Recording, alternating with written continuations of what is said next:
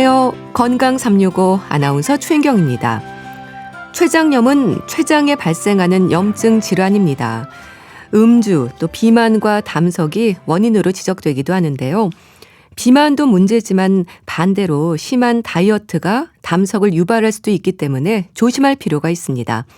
급성과 만성으로 구분되는 췌장염의 위험, 잠시 후에 알아봅니다.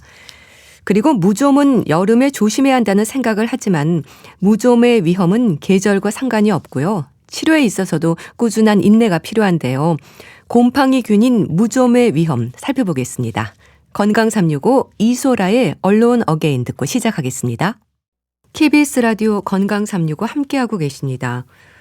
췌장에 생길 수 있는 질환들도 많죠. 위치상 깊은 곳에 있어서 발견이 잘 안 될 수 있지 않을까 싶기도 한데요. 췌장염은 초기 증상이 있을까요? 중앙대학교 병원 소화기 내과 도재혁 교수에게 도움 말씀 듣겠습니다. 교수님 안녕하세요. 네, 안녕하십니까. 네, 반갑습니다.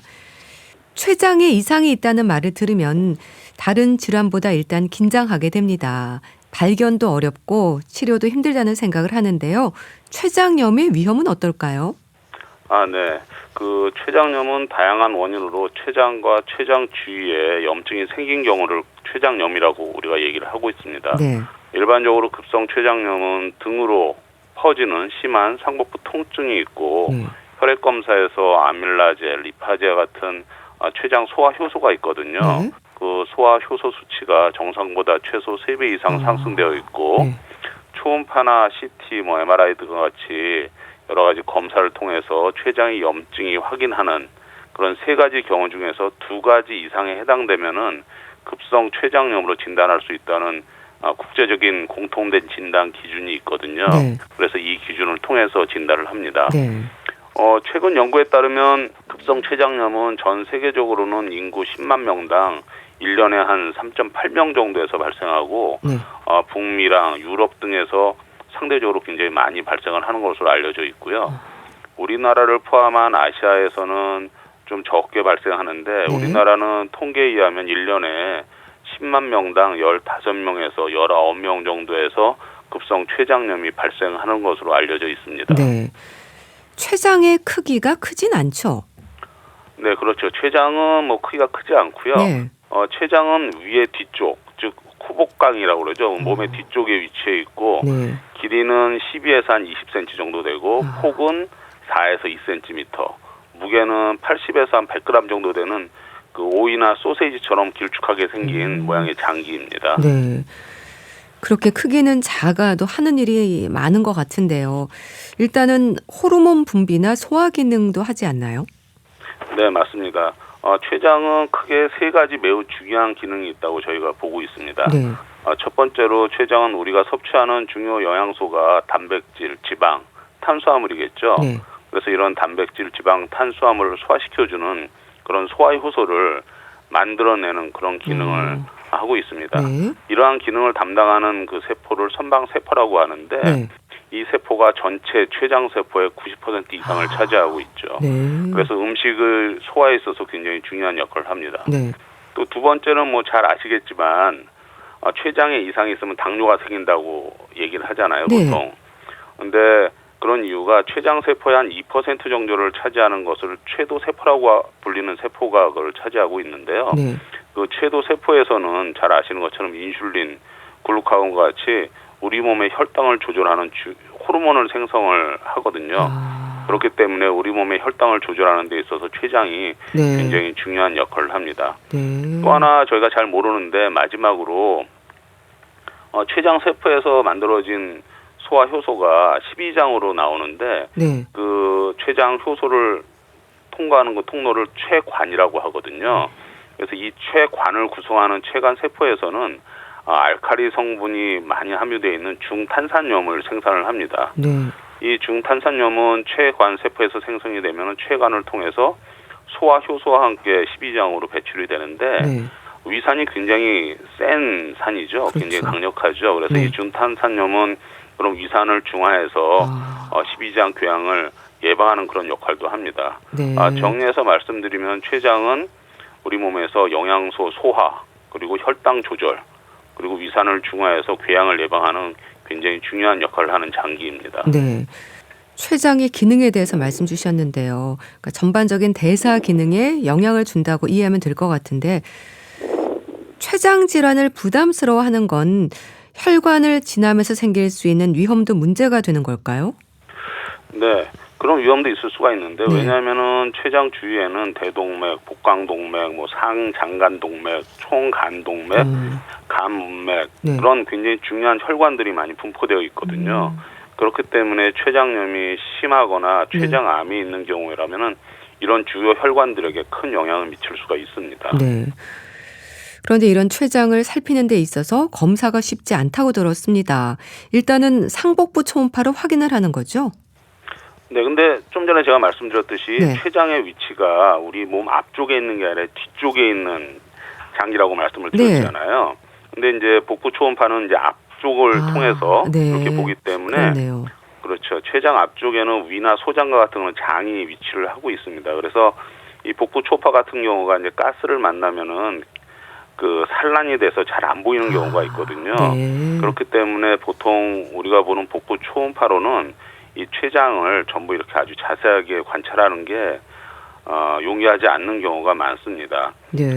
그렇기 때문에 췌장 검사에 있어서는 복부 초음파보다는 뭐 CT나 MRI 같은 검사가 좀 더 좋다고 저희가 얘기를 하고 있습니다. 네. 근데 요새 들어서 그 초음파 중에서 네. 내시경을 통해서 할 수 있는 초음파 내시경이라는 게 있거든요. 네. 근데 그 초음파 내시경은 CT나 MRI보다 어느 정도는 위에서 이제 췌장을 관찰하기 때문에 훨씬 더 췌장 관찰이 용이할 수가 있습니다. 네. 췌장염도 증상 없이 검사로 알게 되는 경우가 많은가요? 그런 경우는 많지는 않은데 앞서 말씀드렸듯이 급성 췌장염의 진단은 3가지 국제적인 진단 기준 중 2가지가 맞으면 진단을 한다고 말씀드렸잖아요. 네. 그 3가지 기준은 상복부의 통증, 그리고 혈액 검사에서 소화 효소가 많이 올라가 있거나 네. 또는 뭐 CT나 초음파, MRI 같은 걸 해서 췌장의 염증이 확인되는 그 3가지 중에서 2가지 이상이 맞으면 진단을 할 수 있습니다. 그래서 굳이 복통이 없더라도 췌장염으로 진단을 할 수는 있는데 복통 없이 증상 없이 진단되는 경우는 아주 흔하지는 않습니다. 네. 그럼 혹시 췌장 질환의 가족력이 있으면 복부 초음파 외에 뭐 CT나 MRI와 같은 추가적인 검사를 받아볼 필요도 있을까요? 글쎄요, 췌장염만 가지고서는 가족력을 따지기는 좀 뭐한데요. 네. 직계 가족 중에서 2명 이상 췌장암이 있는 경우를 가족성 췌장암이라고 그러거든요. 네.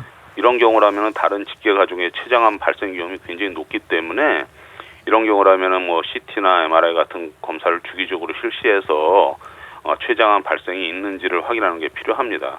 그런데 췌장암의 가족력도 없고 네. 단순히 급성 췌장염만 가족 중에 3명이 생겼다고 하는 것만으로 본인 현재 증상이 없는데 굳이 뭐 CT나 MRI 그런 검사로 췌장을 검사할 필요는 없습니다. 예. 다만 급성 췌장염의 드문 원인 중에 하나가 유전자 이상에서 발생하는 유전성 췌장염이라는 게 있거든요. 네. 만약 이런 경우가 의심된다면 나머지 가족들도 유전자 이상이 있는지 그 여부를 확인하는 검사는 필요합니다. 네. 전형적인 복통이나 또 혈액 검사에서 소화효소 수치가 올라가 있거나 또 검사에서 염증이 확인되면 급성 췌장염으로 진단이 된다고 앞서 말씀 주셨는데요. 그러니까 혈액 검사에서 아밀라제와 같은 수치가 높아도 췌장염을 의심할 수 있는 건 어떻게 되는 건가요? 좀 설명을 해주세요. 네. 그 아밀라제라고 하는 소화효소는 뭐 잘 아시는 것처럼 우리가 먹는 음식 중에서 탄수화물을 소화하는데 관여하는 효소거든요. 네. 이 아밀라제라는 것은 췌장이나 침샘 등에서도 이렇게 분비가 됩니다.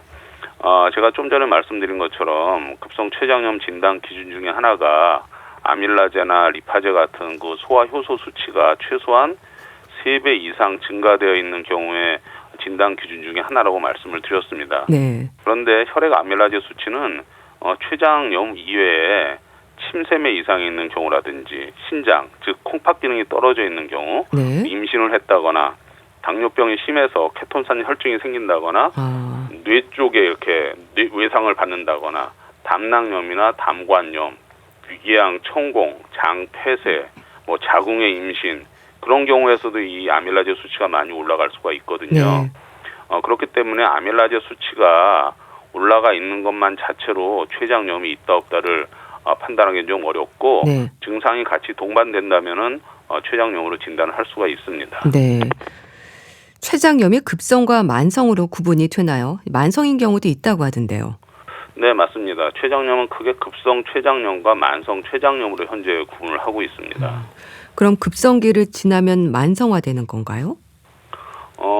그런 경우도 있는데요. 네. 먼저 급성 췌장염이라고 하면은 이제 급성으로 췌장이 염증이 생기는 거기 때문에 적절하게 치료가 되면은 그 정상적인 췌장의 기능과 형태로 이게 돌아오는 경우를 급성 췌장염이라고 합니다. 네. 그런데 문제는 급성 췌장염이 여러 번 반복하다 보면 이게 만성으로 돼서 만성 췌장염으로 발전을 하는데 네.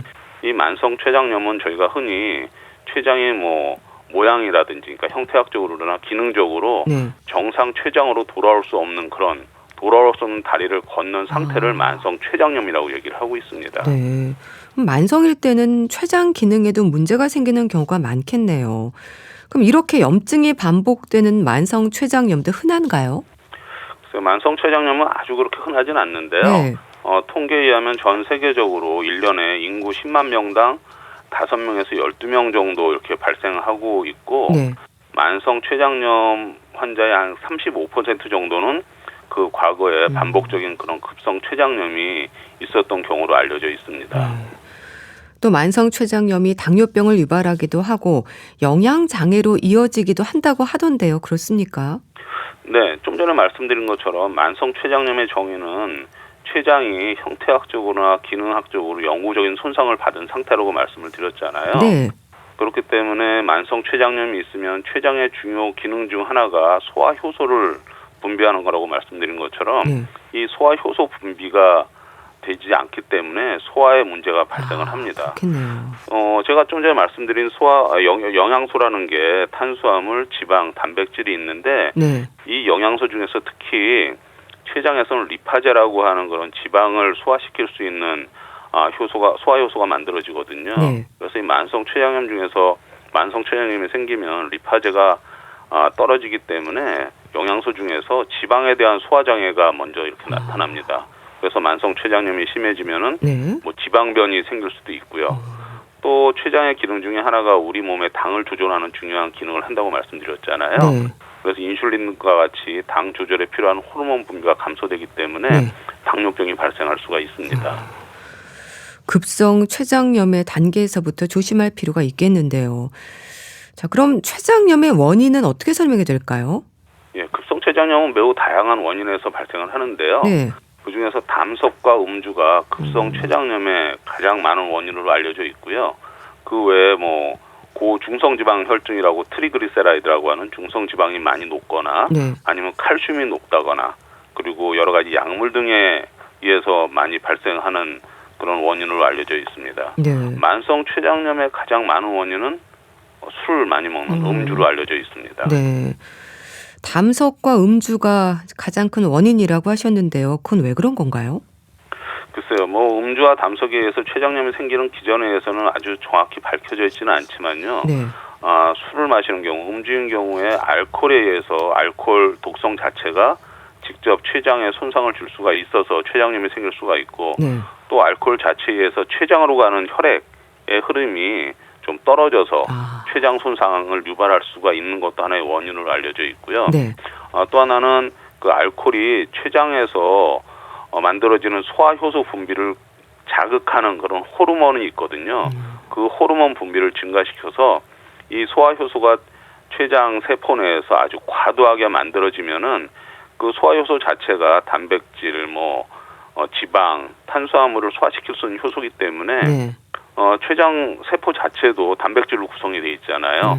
그럼 그 안에서 이렇게 췌장 소화 효소가 활성화돼 버리게 되면은 췌장염이 발생을 할 수가 있는 거죠. 그렇군요.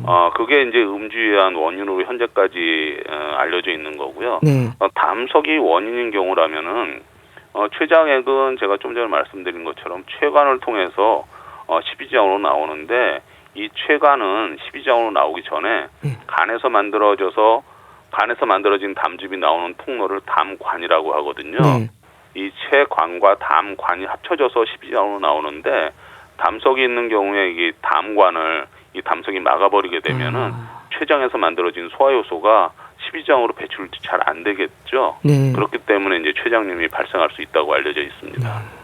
그렇게 담석으로 인해서 췌장염이 발생하는 경우도 비교적 흔한가요? 네, 과거에는 음주가 급성 췌장염의 가장 많은 원인이었으나 현재는 우리나라를 포함해서 전 세계적으로 담석이 급성 췌장염의 가장 많은 원인입니다. 실제로 우리나라에서 670명 정도의 급성 췌장염 환자를 대상으로 한 연구에서도 네. 그 원인 중에 담석이 한 41% 정도, 음주가 25%, 네. 고중성 지방 혈증이 한 7% 정도로 차지하고 있어서 담석이 현재는 급성 췌장염의 가장 많은 원인으로 알려져 있습니다. 네. 췌장염의 위험으로 볼 때도 중증으로 갈수록 위험할 것 같은데요. 어떤 일들이 생길 수 있을까요? 네, 급성 췌장염은 그 심한 정도에 따라서 경증, 중등도 중증, 네. 중증으로 이렇게 구분을 하고 있는데요. 네. 일반적으로 급성 췌장염의 한 80 내지 90% 정도는 경증이나 한 중등도 중증 그런 췌장염, 심하지 않은 췌장염이기 때문에 뭐 어떤 보존적인 치료를 통해서 특별한 합병증이 없이 회복이 됩니다. 네. 그런데 문제는 급성 췌장염 환자의 한 10에서 한 20% 정도는 굉장히 심한 중증 췌장염에 해당이 되거든요. 네. 이런 중증 급성 췌장염이 있는 경우라면은 뭐 치료를 실시하고 한다 그래도 사망률이 한 20에서 30% 정도로 매우 높은 그런 위험도가 있습니다. 그러니까 정도가 심한 중증에서는 생명도 잃을 수 있다는 거네요. 네, 그렇죠. 중증인 경우에는 뭐 아주 보통은 중증인 경우에는 중환자실에 입원을 해서 굉장히 적극적인 치료를 하거든요. 네. 그래도 합병증이나 사망률이 굉장히 좀 높습니다. 네. 참 염증이 반복되고 만성화가 되면 딱딱해지는 섬유화가 된다는 거지 않습니까? 이렇게 섬유화가 심하면 치료를 해도 기능을 이전 상태로 회복하기는 어렵다는 말도 있던데 맞습니까? 네, 맞습니다. 앞서 말씀드렸듯이 만성 췌장염은 형태학적으로나 기능적으로 이렇게 돌아올 수 없는 다리를 건넌 그런 회복하기 어려운 상태를 만성 췌장염이라고 저희가 이제 정의를 하고 있거든요. 네. 그래서 만성 췌장염이 되면은 췌장 실질이 섬유화돼서 딱딱해지고 그리고 췌장과 췌관에 췌석이라고 하는 그 단백질이 응고돼 있는 굉장히 단단한 진짜 돌처럼 굉장히 단단한 그런 돌이 생길 수도 있고 석회화가 생길 수가 있습니다. 네. 그리고 췌장액이 나오는 길이 불규칙하게 이렇게 좁아져 있을 수도 있고 확장하는 등 그런 영구적인 형태학적인 변화가 일어날 수가 있습니다. 네. 췌장염의 치료는 어떻게 진행이 될까요? 급성과 만성이 다를 것 같은데요. 네. 급성 췌장염의 치료 원칙은 뭐냐 췌장을 쉬게 하는 것과 적절하게 이제 수액을 공급하는 그리고 통증을 조절하는 그런 보존적 치료가 치료 원칙입니다. 네. 좀 전에 말씀드렸듯이 췌장의 기능 중에 하나가 우리가 음식을 먹으면 소화 효소를 분비하는 그런 기능을 한다고 말씀을 드렸잖아요. 네. 그래서 췌장을 쉬게 하려면은 일단 공장에 불이 났으면 공장을 돌리면 안 되는 것처럼 그렇죠. 췌장염이 있으면 네. 일단 금식을 해서 췌장을 좀 쉬게 하고요. 그래서 금식을 실시하고 정맥을 통해서 수액을 공급을 하고 네. 이렇게 초기 치료를 통해서 뭐 복통이라든지 장마비가 호전되면은 네. 옛날에는 금식 기간을 굉장히 길게 했는데 그런 금식 기간이 너무 길어지게 되면은 오히려 췌장염에 대한 합병증이 올라가는 걸로 돼 있기 때문에 네. 최근에는 복통이나 뭐 장마비 같은 증상이 호전되면은 가능한 한 빨리 이렇게 음식을 섭취해서 합병증이 발생하는 것을 줄이고 있습니다. 그리고 담석이 원인인 경우라면은 네. 환자 증상이 호전돼서 환자가 이제 얼마 있으면 퇴원하면 되겠다 이렇게 판단이 될 적에 퇴원하기 전에 담낭 절제술을 실시를 해야지 재발을 하는 것을 방지하는 데 도움이 됩니다. 네, 알겠습니다. 자, 오늘은 급성과 만성으로 구분되는 췌장염의 위험에 대해서 짚어봤는데요. 중앙대학교 병원 소화기 내과 도재혁 교수와 함께했습니다. 말씀 감사합니다. 네, 감사합니다. KBS 라디오 건강 365 함께하고 계신데요. 이문세의 길을 걷다 보면 듣고 다시 오겠습니다. KBS 라디오 건강 365 함께하고 계십니다. 무좀은 곰팡이균에 의한 피부 질환입니다. 여름철 질환으로 생각하는 분들도 있지만 끈질긴 무좀균은 겨울에도 힘들게 하고요. 발가락 사이 무좀뿐 아니라 발톱, 손톱으로도 진행될 수 있습니다. 무좀을 겪는 분들은 균이 아주 끈질기다는 말을 하는데요. 치료에 인내가 필요한 무좀, 어떻게 관리해야 할까요? 인제대학교 의과대학 가정의학과 김경우 교수에게 도움 말씀 듣겠습니다. 교수님 안녕하세요. 네, 안녕하세요. 네, 반갑습니다. 겨울에도 무좀균은 활동을 하나 봐요. 무좀으로 고생하는 분들이 많습니다. 네, 물론 이제 무좀은 그 여름철에 어떤 통계에 따르면 환자 발생 수 절반 가까이는 우리가 6, 7, 8월 여름에 발생하지만 네. 환자의 한 15% 내외도 겨울철에 발생하는 것으로 알려져 있는데요. 아무래도 이제 한번 피부 각질층에 서식을 하는 무좀균은 계속 상주하기 때문에 겨울철에도 얼마든지 환경에 따라서, 그러니까 습도가 높고 따뜻한 환경에서 공용 욕실이나 겨울철 신발이 오히려 습도가 높아진다거나 하면서 악화될 수가 있겠습니다. 네. 근데 무좀을 오래 앓은 분들은요, 겨울에는 그나마 증상이 약해진다는 말도 하는데요. 이것도 맞는 얘기인가요?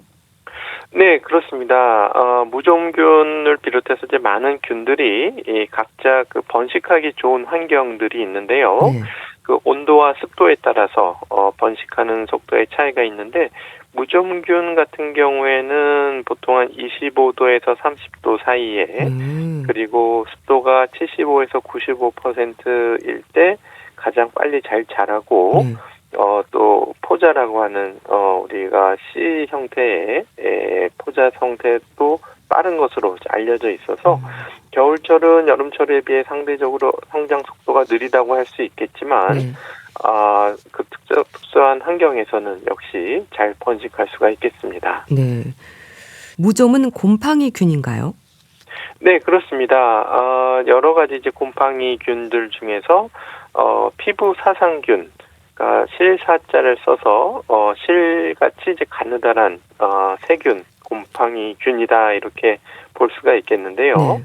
이 곰팡이균은 특이하게 우리 단백질 케라틴이라고 하는 단백질을 영양분을 삼아서 번식을 하게 되는데 이제 피부 케라틴이라는 것은 일반적으로 우리 몸에서 피부 장벽 역할을 해서 이제 피부를 보호해주는 역할을 하게 되는데 이렇게 딱딱한 케라틴은 우리 피부 각질층 외에도 손톱이나 발톱 또 이제 머리카락, 수염 이런 데에 이렇게 우리 몸을 보호해주는 역할을 하는데 이 피부 사상균은 그 우리 몸의 케라틴이라는 성분을 영양분으로 삼아서 성장하기 때문에 이러한 피부에 잘 자라는 특징이 있겠습니다. 네. 참 발가락 사이로 균이 자리하면서 고생하는 분들이 많은데요. 손톱, 발톱 무좀도 많지 않나요? 네, 그렇습니다. 우리가 손톱, 발톱 무좀도 매우 흔한데 어떤 연구에 따르면 인구 중에 약 5 내지 10% 수준으로 손발톱 무좀이 있다. 그러니까 20명 중에 한두 분은 누구나 손발톱 무좀이 있을 가능성이 있겠는데 아무래도 이 손발톱 무좀은 이제 피부에 있는 생긴 무좀이 손발톱으로 이제 쉽게 확장되는 특징을 보이게 되는데 이렇게 손발톱 무좀이 생기게 되면 발톱 같은 데가 이제 두꺼워지고 또 누렇게 변색이 되거나 또 이렇게 잘 부서지는 형태로 나타날 수가 있고 특히 이제 면역이 약하신 고령층 어르신이라든지 또 당뇨병 환자분에게서 더 높은 빈도로 잘 발생할 수가 있겠습니다. 그럼 원인은 무좀에 걸린 사람과 접촉했을 때 생기는 건가요? 네, 아무래도 이제 무좀에 걸리신 분으로부터의 그런 피부 사상균이 감염됐을 가능성이 많은데 아무래도 이렇게 직접적인 피부 접촉이라기보다는 환경을 통한 간접 접촉이 더 흔할 수가 있겠는데요. 예를 들면 맨발로 다니게 될 때는 욕실이나 수영장, 사우나, 바닥, 또 아니면 발 매트 이런 데를 통해서 이러한 피부 사상균에 감염되실 수가 있겠고 또 이제 오염된 양말이나 신발, 발수건 이런 것들을 이제 함께 사용하시게 되면 쉽게 이제 감염이 될 수가 있겠는데 특히 이제 가족 구성원 중에 이제 무좀이 있을 경우에 또 이렇게 전파가 잘 될 수가 있어서 아무래도 이제 이러한 환경을 통한 또 이 환경에 노출이 됐을 때 네. 누구나 생길 수 있는 감염 질환이 될 수가 있겠습니다. 네. 환경을 통한 간접 접촉이 많다고 하셨는데요. 좀 조심해야 되겠네요. 그런데요, 무좀이 불편을 더하는 건 가려움증을 비롯해서 갈라지기도 하고 여러 증상들 때문이지 않을까 싶은데요. 힘들어하는 분들도 많지 않으시나요? 네, 그렇습니다. 이제 무좀이 생기시게 되면 많이 가렵고 또 그것이 더 오래되면 이제 발가락 사이가 이제 피부가 짓무르고 갈라져서 또 아프시기도 하고요.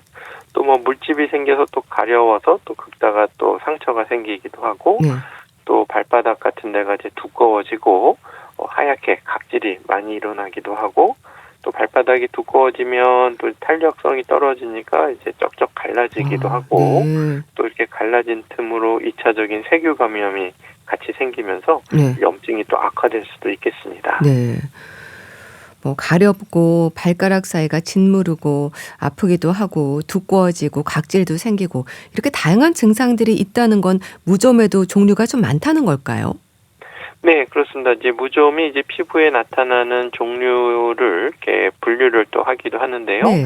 우선 이제 발가락 사이에 생긴 건 이제 지간형 이렇게 부르기도 하고 또 무좀균에 의해서 이제 피부에 물집이 생기는 경우는 또 소수포형 이렇게 부르기도 하고 또 이제 감염된 피부에서 어떻게 보면 방어작용처럼 각질을 또 많이 만들어내는 과정에서 또 피부가 이제 딱딱해지는 각화형 이렇게 또 나눌 수가 있겠습니다. 네. 지간형, 소수포형, 각화형 말씀 주셨는데요. 이 유형이 복합적으로 발생하기도 합니까? 네, 그렇습니다. 이러한 유형이 한 사람이 이제 동시에 가지고 있는 경우가 매우 흔한데요. 그러니까 이제 지간형, 그러니까 발가락 사이에도 무좀이 있고 또 주변에 또 물집이 또 있으면서 또 이런 발바닥이 두꺼워져 있는 각화형 이런 것들이 동시에 나타나기도 하고 또 이런 분들이 또 발톱 같은 데가 또 동시에 감염되면서 발톱 무좀도 같이 동반되고 이러면서 치료 기간이 더 길어지고 재발 위험도 더 높아진다고 할 수가 있겠습니다. 습진과 무좀을 좀 혼동하는 분들도 있는데 전혀 다른 거죠?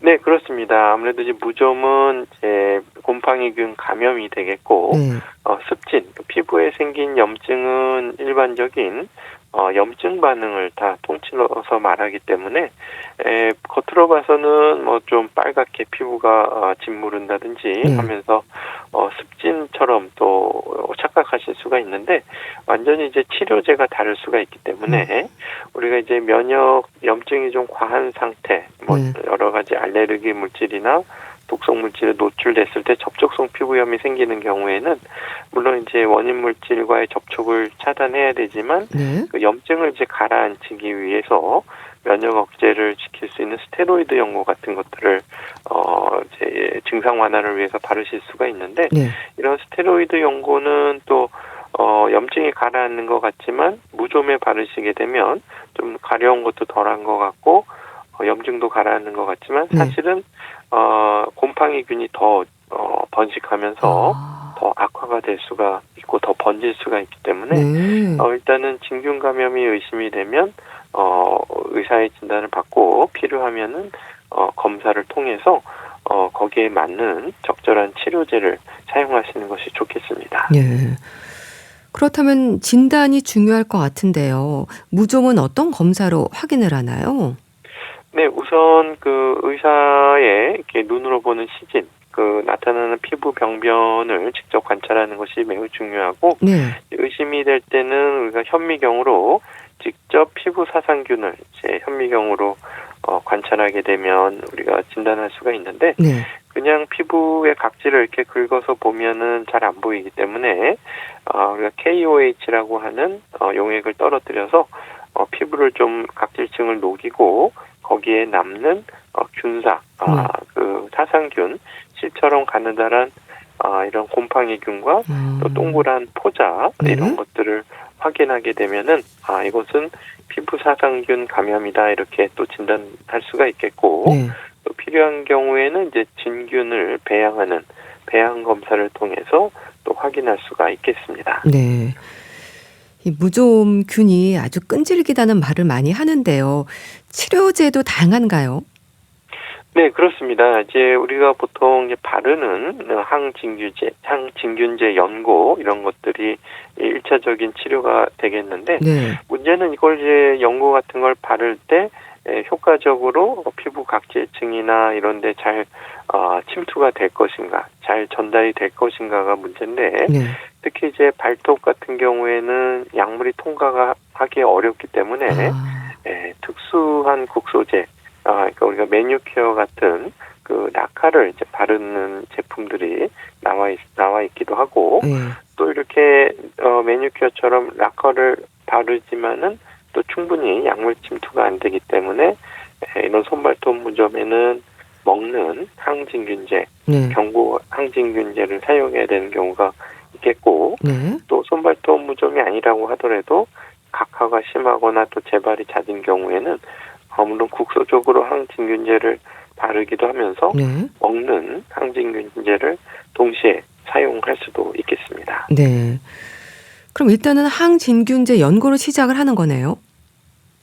네, 그렇습니다. 이제 바르는 연고가 1차적인 치료가 되겠는데 문제는 이제 이 연고가 잘 침투돼서 잘 스며들어서 그 곰팡이균을 억제하는 충분한 효과를 갖춰야 되는데 피부가 워낙에 두껍고 이런 경우에는 연고를 발라도 이제 잘 침투가 안 될 수가 있지만 하지만 또 이제 정도나 또 생기는 부위에 따라서는 일단 바르는 항진균제 연고를 사용하시게 되면 상대적으로 부담도 적고 여러 가지 부작용이나 이런 위험성이 적기 때문에 1차적으로 시도를 해보실 수가 있겠습니다. 네. 근데 무좀은 이제 오래 앓으신 분들이 많으셔서 민간요법에도 의존들을 좀 하시는 것 같습니다. 식초물에 발을 담그거나 마늘이 균을 없애준다는 말도 하는데요.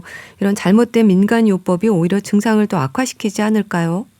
네, 그렇습니다. 이러한 식초물에 발 담그게 되면 이제 피부에 매우 심한 자극을 주게 되고 또 화학적인 손상을 또 유발할 수가 있겠는데요.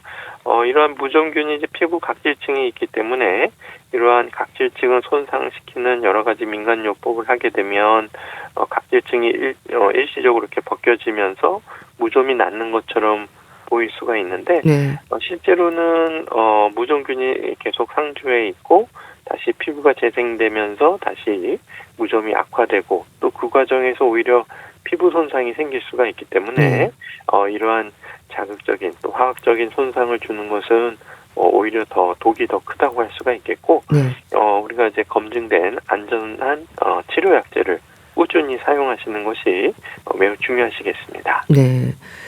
좀 처방된 약물로 치료를 이어가야 될 것 같은데요. 항진균제뿐 아니라 먹는 약에 또 약물 침투가 어려운 부위, 손톱, 발톱에는 바르는 매니큐어 형태의 약도 또 처방이 된다고 하셨습니다. 이 경우도 꾸준히 바르셔야 되겠어요.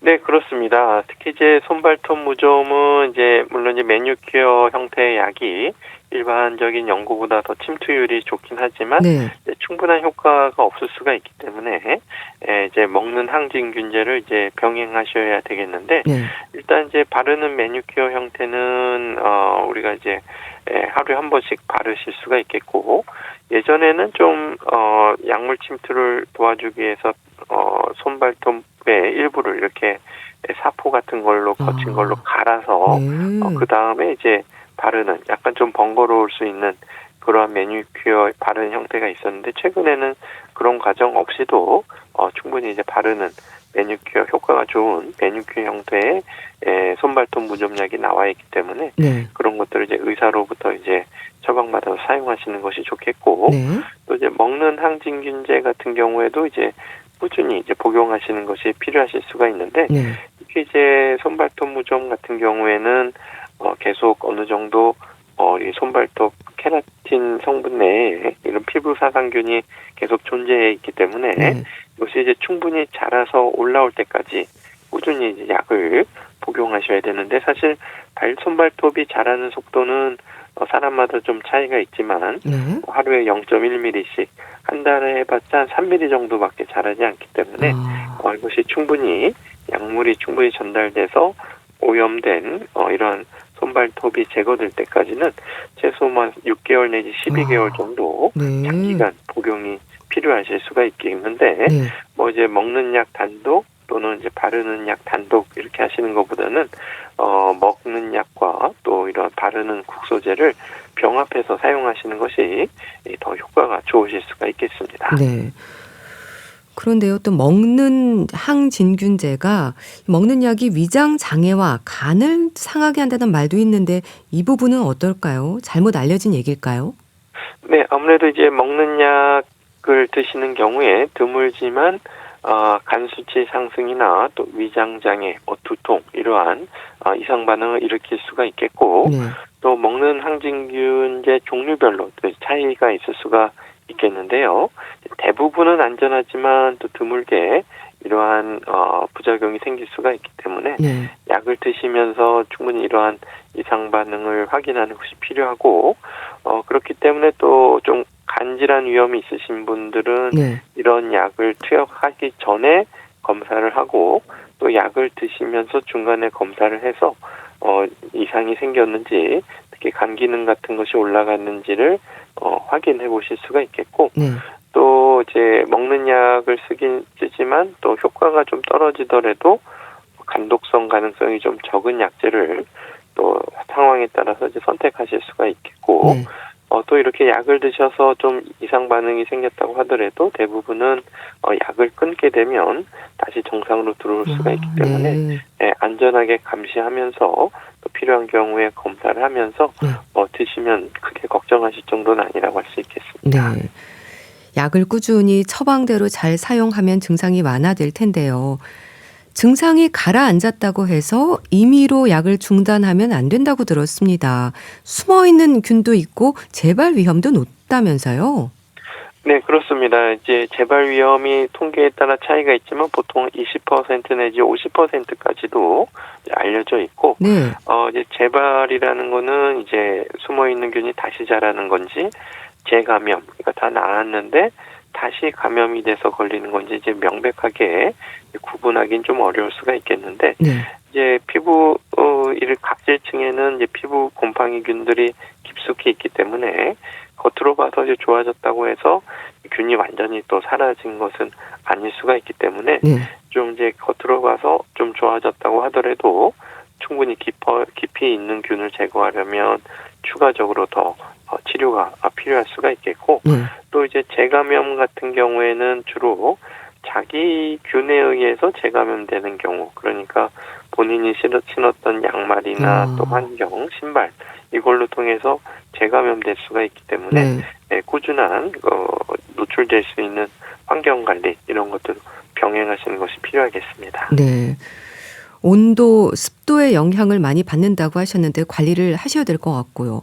무좀으로 치료 중인 분들에게 강조하고 싶은 말씀 있을 것 같아요. 좀 말씀 주세요. 네, 말씀하신 것처럼 약을 꾸준히 처방대로 잘 사용하시는 것이 중요하시겠는데요. 이런 무좀균 같은 경우에는 균사 같은 경우에는 60도씨, 포자, 씨앗 형태의 곰팡이균은 80 내지 90도씨에서 이제 사멸될 수가 있기 때문에 이런 양말이나 옷감이 상하지 않는 범위 내에서 적절하게 잘 세탁하시는 것이 필요하겠고 또 이렇게 노출돼서 감염될 수 있는 수건이나 발매트, 양말, 슬리퍼 이런 것들은 이제 따로 신으시는 것이 좋겠고 공용으로 사용하시는 어떤 대중탕이나 수영장 이런 데 가실 때는 개별적으로 이제 슬리퍼를 신는다든지 해서 환경에 노출되지 않도록 환경적인 관리도 같이 병행하시는 것이 도움이 되겠습니다. 네, 알겠습니다. 오늘은 무좀과 관련해서 자세히 알아봤는데요. 인제대학교 의과대학 가정의학과 김경우 교수와 함께했습니다. 말씀 감사합니다. 네, 감사합니다. 세비지 가든의 트롤리 메들리 디플리 보내드리면서 인사드릴게요. 건강365 아나운서 최인경이었습니다. 고맙습니다.